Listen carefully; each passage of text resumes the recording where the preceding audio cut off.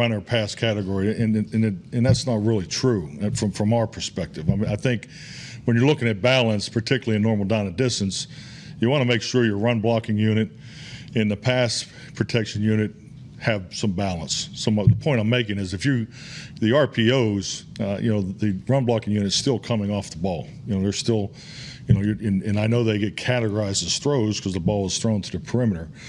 So that's really, I think that the part that we pay attention to, because we don't want to, when you see, the first thing you see is when you see a team that's thrown the ball 50 plus times, you go, I know I do, from an offensive perspective, it's, oh my God, the tackles are on their heels the whole game, or the line is on their heels the whole game. But if 15 of those are RPOs, that's not necessarily true. So I think that's when we talk about balance, that's what we're talking to. We're not just talking about this many runs or this many passes.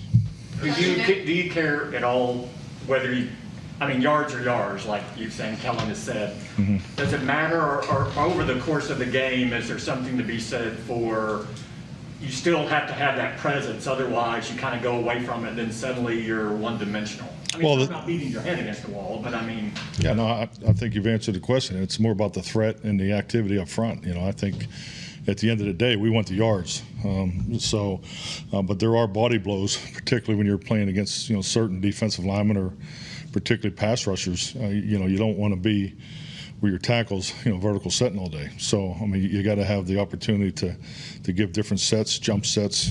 Obviously run game coming off the ball, different combinations. So that's where our focus is. So, but yeah, it's when you see the stats, it's, oh my God, they're not running the ball enough, and I've heard that one time before. So I get it, but our goal is to make sure we're taking care of our front guys along with the production. Has Zeke ever expressed any frustration to you over that? No, he hasn't. Really hasn't. I know I say this all the time, but he's the same guy every day. He's in the quarterback meetings earlier, so he's all football. He understands exactly the why of what we're doing, so he's definitely on board.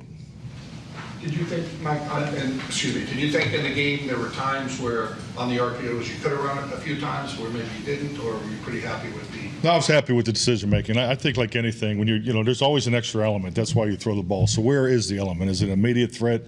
Is it a depth, a threat from depth? So those are the things we really look at. And something I'm very particular on, I think when you do have the extra hat, there's certain angles to the ball carrier that you gotta be in tune with. And at the end of the day, if you're going to leave a free hat for a runner, I've always preferred to leave the vertical one, because the horizontal shot is a hit. It's a potential, ball extraction opportunity for the defense. So all those things play in it. That's why coaches work the hours that they do, and that's how we implement it. But at the end of the day, the quarterback has to make that decision, and I thought Dak had a very good night last week in that area. Yeah, from a physical standpoint, I hear what you're saying about yards to yards, but at the goal line, red zone, is that where you want to be better running the ball, though, just so you can run in those, because it's going to be. No, that's a good point. Every year, let's be honest. The red zone is. That's a different animal in itself. There's less space down there. There's a type and a style of run game that you have to have down there. Phone booth, common color, those types of things. But when you do get the ball out on the perimeter, like the one opportunity in the second level blocking is at a premium too. So that's the benefit of the RPOs, or the run pass options, the PRPs we call them. So we have different types, and that's why it's important to, once again, it's more responsibility for the quarterback. The line and the run blocking unit still, coming off the ball. So, and there's obviously benefits that come off of that with the action pass. What was the coaching point for Blake on that play, the second level block? Block to safety. Yeah. But specifically technique-wise, anything? Wow. We're on to the Chargers. If you don't move Zach Martin out to right tackle, is there a consideration that having him at right guard really helps your center or solidify that offensive line? In other words, is that one of the considerations that you would perhaps not make that move? Definitely. And also, the right guard definitely helps who's playing right tackle too. So I think at the end of the day, Zach playing right guard is a huge benefit to us because, I mean, just the caliber of player that he is, you know, as far as his ability to win a matchup, but also what he brings inside, you know, with the recognition and so forth. I mean, the guards and centers are definitely trained the same. So there's calls. I mean, crowd noise, we're going to work it this week. I don't know how big of a factor it's going to be, but, you know, those things are something you really focus on when you have a young center that, you know, the guards can help. Does Dorrance replace Randy? Say it again? Does Dorrance replace Randy? Yeah, definitely Dorrance will take a lot of those reps. I understand that you loved the off-season that Steele had. On the field, training camp, preseason, what did you see in him different and improved from what you saw a year ago? I would say he improved in every area. I mean, he's you know, he came in here right away. You could see he established, you know, his understanding was he was definitely, for a young guy, was probably in front of the room, you know, as far in definitely my experience for young offensive linemen. So he picked it up right away. You know, the thing you saw right in the conditioning part of it when you had the rookies is, you know, he could run, he could really move. So we were excited about that. But, you know, coming off his experience last year, he just really needed to and committed to the weight room. So he's a lot stronger. And he does, you know, he does everything the same way every day. And I came from the training room before I came in here, and you know, Zach Martin comes in there and gets taped the same time every day, and Terrence Steele comes right after him the same time every day. And I was just talking to trainers about it, and you know, because we're always in tune with the veterans, kind of helping the rookies. And I was just made the point to him. I said, you know, if I was a young offensive lineman, I'd follow Zach Martin around all day too. So that's the kind of guy Terrence Steele is. One of the things that came up on the broadcast pregame was that Dak Prescott's getting an MRI every 2 weeks. What are you guys hoping to accomplish from that and see with that MRI? When's the last time you can remember an injury requiring those bi-weekly tests? I think like any injury, when it involves a muscle strain or so forth, there's always follow-up to it. So I don't think it's any more than that. Did he have one yet since? I'm sorry? Hasn't had another one since the last? I can't. I'm not exactly sure. Yeah. Joey Bosa has proven his ability to wreck offensive game plans throughout his career. In watching tape, what stands out about his pass rush? Well, he's has a lot of length. Is that a fine? You guys fine? Okay. Just noted. He's in charge of the fines. That's an issue.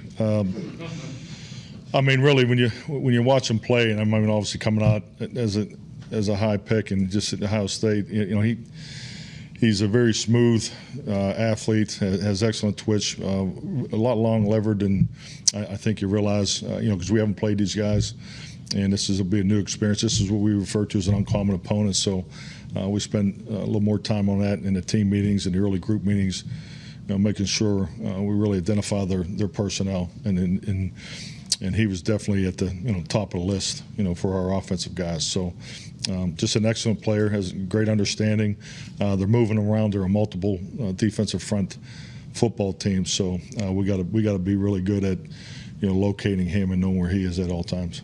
When we talked to Dan Quinn on Monday, he was talking about Justin Herbert, his ability, you know, eyes are always up, move, not to run, but to throw the ball. Does that seem, is he, for a young player, that seems like it might be a very advanced thing? Do you agree with that? Very impressed with him. I mean, obviously he was Rookie of the Year last year, but his ability to not only keep his eyes down the field, he has the athletic ability to make plays in and out of the pocket. But he can make any throw, all quadrants, you know, and it's the perimeter group too is you know, they're very long levered. I mean, this is a very tall receiver group, and you'll see a lot of, you know, contested catches. You know, the catch radius on all their guys is significant. So that, you know, that's what we're preparing for.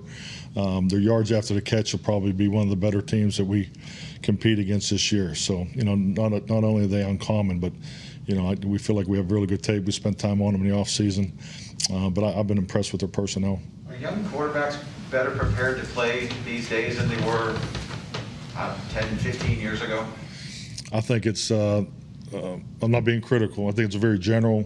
I think in what area, you know, I think they're better prepared to play more from the shotgun because they do it more. You know, when I first got in the league, you know, quarterbacks were always under center, and then when you took them to the gun, it was a brand new experience. Now it's completely flipped. I mean, there's high draft picks that come into the league in today's game that have never been in the huddle, have never called a play, haven't had to utilize cadence, but they played their whole high school and college career from the gun. So I would say the situational football, as far as third down, the RPO game, definitely more advanced just because they do it more. I think the younger quarterbacks have a really good understanding of it when they come into the league. And I think it's apparent just look at Sunday's games. If as you watch around the leagues, you can see a lot of the schemes and that you see more in college or in our game today than they were 10 years ago. I think he had, again, 31 touchdowns and 10 interceptions. Mm-hmm. How impressive is that for a rookie going through the league the first time? Is that unusual in and of itself? I think it's extremely impressive, and it's really impressive for the way he plays. I mean, he's he's not checking the ball down all day. I mean, this guy's coming off his back foot and he's ripping it. I mean, there's a lot of vertical throws. Just a lot of 50-50 balls. I mean, that's why we're really focusing on the contested catch because of the size of the receiving group. They're never covered. And when you play that aggressively and go 31-10, I think that's significant. How do you prepare for that catch radius in practice? How do you simulate that?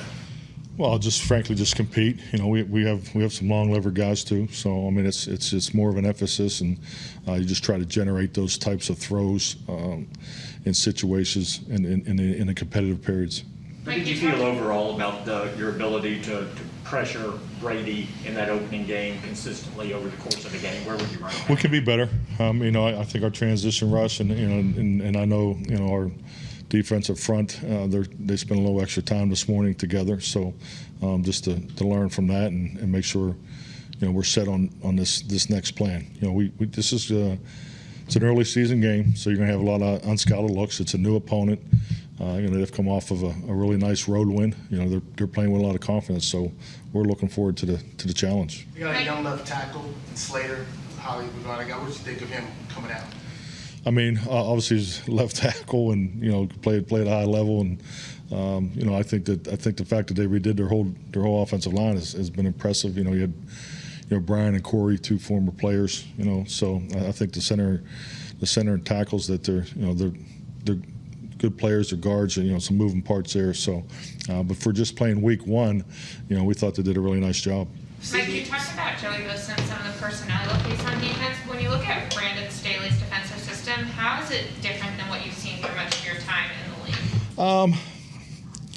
Well, I mean, I see a lot of Vic Fangio in them, so and I've competed a lot against Vic over the years. So I mean, there's a commonality there. But I think what you appreciate from Brandon, is you look at any coordinator when you look at a coordinator's background, there's usually, if he's a defensive back coach or if he's a defensive line coach, you can see starting points, emphasis, where the thresholds of, which part of the defense do they stress, the front end or the back end. Brandon, I think with his offensive background, former quarterback, he looks at the game, from a quarterback's perspective. The point I'm saying is, you see a lot in their disguise. They hold their disguise a little longer. They're trying to, the whole theme of making the quarterback play 1 second later.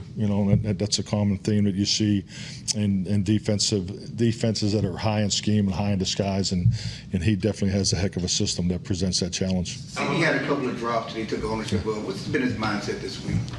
I think really what was his mindset at the end of the game. I mean, I think he did a really good job, turning the page during the course of the game, and that's what I really appreciate about CD. But no, he's the same guy every day. He's dialed in. How helpful do you feel it is when a coach has experience on the opposite side of the ball? So you mentioned with Brandon having been an offensive background, you see some coaches with a defensive background, but maybe their first year, their offensive quality control. What sort of impact is that? I think it's a great asset. I think it's should be part of every coach's background. I think coaches that go the quality control path, even former players that come in quality control path, it's such a great experience. I mean, there's things that you do as a quality control coach, thought process, work ethic, have a complete understand the analytical approach to how everything's broken up, I think it's a huge benefit. And I know I look back in my days as a quality control coach, there's still thought processes and things that I use from that experience. And Mike, you talked about uncommon opponents, and Staley, obviously, you went against his defense last year with the Rams. So do you have to guard against, oh, well, we know this guy, here's what they do, when they go to a new team, their personnel and all that, so. Well, I mean, no, to answer your question, I don't think we need to guard against that this particular week because, obviously he's coaching a different team. He has different personnel. How is he utilizing Joey Bosa versus Aaron Donald? So all those things are part of that. And I mean, Linfield Joseph's someone that I have a lot in common with, from his days in Minnesota. So, how's he utilizing, Linfield as a shade and a one technique, and so you'll see a squareness and a run emphasis in their multiple front, and not only multiple fronts but multiple defensive personnel. So, we're really focusing on, how he's utilizing his current personnel, schematically and personnel utilization, when they're coming in and when they're not, with his three nickel defensive personnel. So we got to really make sure our guys are dialed into the recognition of who's in the game. Dan Quinn likened Justin Herbert to Dak Prescott. Do you see similarities, and if so, what are they? Well, I'd say the number one that jumps out to me is the aggressiveness in the way they play. I mean, very decisive.